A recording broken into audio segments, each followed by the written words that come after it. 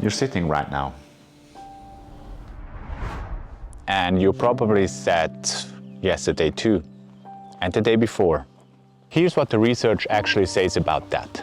Large studies tracking hundreds of thousands of people found that mortality risk starts climbing meaningfully around 7 to 8 hours of sitting per day.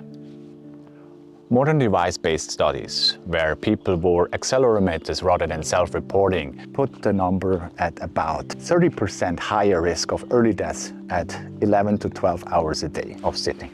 And the part that should really land here is that risk holds even if you exercise. This video is about what is and what a 20-minute walk actually does for your nervous system, your brain, and the quality of your thinking and health. Henry David Thoreau saw it coming in 1861. Writing about the mechanics and shopkeepers of his day, he observed that they stayed in their shops not only all the forenoon, but all the afternoon too. He was writing about the 19th century New England. He could have been writing about this week in today's age. Your body wasn't built to sit still for 8, 10, 12 hours. It was built to continuous low-level movement across the day. When you replace that with concentrated exercise, bookending, long, unbroken stillness, you're solving about a third of the problem. And that's the part most people miss. A large pooled cohort study published in the Journal of American College of Cardiology found that high sitting time increased mortality risk even in people who exercise regularly.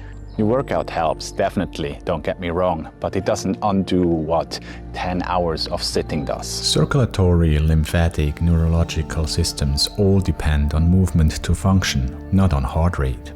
On movement, on the mild repetitive mechanical stimulus of walking. Remove it for hours at the stretch and things start to go wrong in ways that are hard to feel in real time and expensive to reverse later. Thoreau made the distinction that most people writing about walking still miss.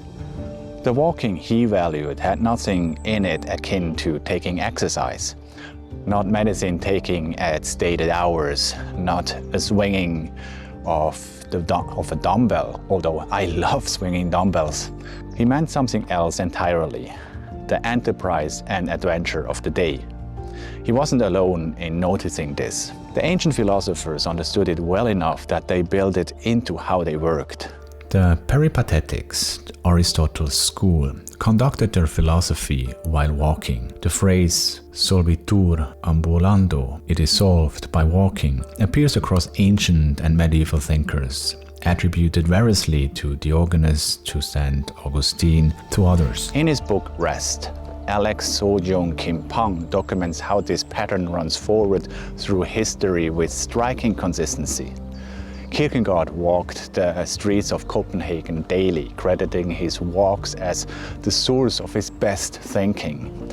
Dickens covered 10 to 12 miles a day as a matter of necessity. His words, not exercise, necessity. Jefferson advised his nephew never to take a book on a walk because the entire point was to let the mind be diverted by what surrounded it. What connects all of these people isn't discipline or eccentricity.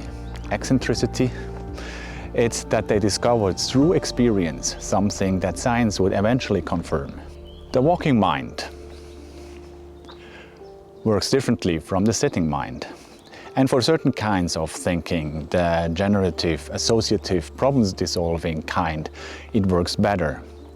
Now, we have the vocabulary to explain why. Your autonomic nervous system has two modes: sympathetic, fight or flight, parasympathetic, rest and recover. A healthy system moves fluidly between them, just like a seesaw.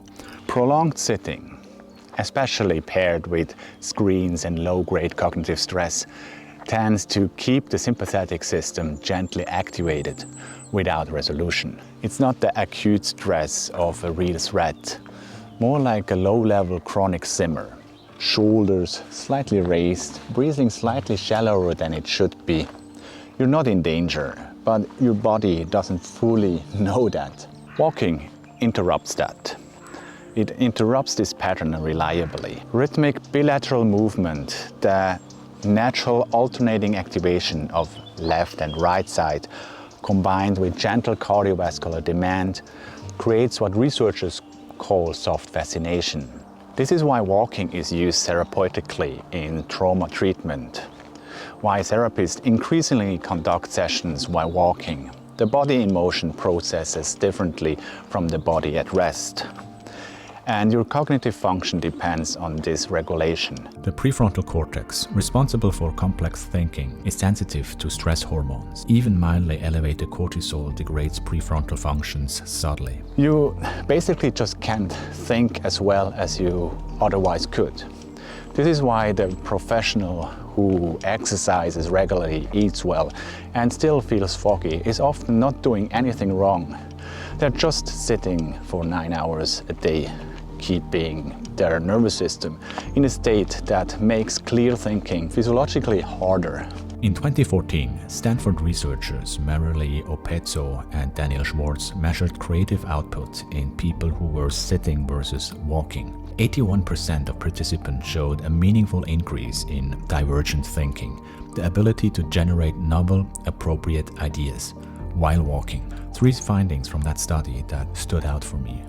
First, they ran the experiment on a treadmill facing a blank wall. No fresh air, no visual stimulation. The creativity boost appeared anyway. Second, walking mildly impaired convergent thinking, the focused analytical kind of thinking that works towards a single correct answer. Tight analytical work, precision editing, financial modeling and stuff like that.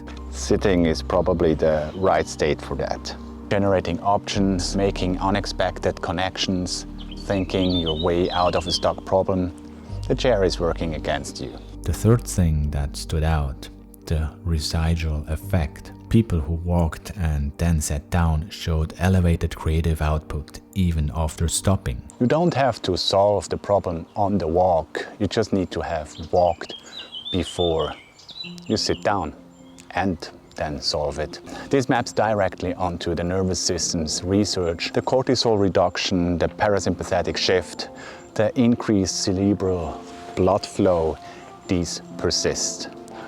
Your early morning walk is doing something for your thinking that's happening at 11 a.m. Most knowledge workers, when they add it up honestly, commute, desk work, meals, evening screens, are sitting well above that threshold almost every day.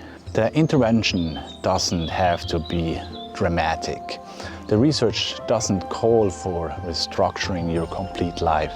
It calls for interruption.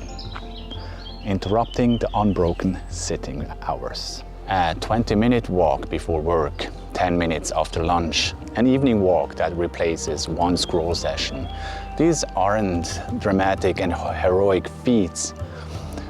This can be done by anybody, almost anybody. Done consistently, they move you back below the threshold, where the risk curve starts bending down again.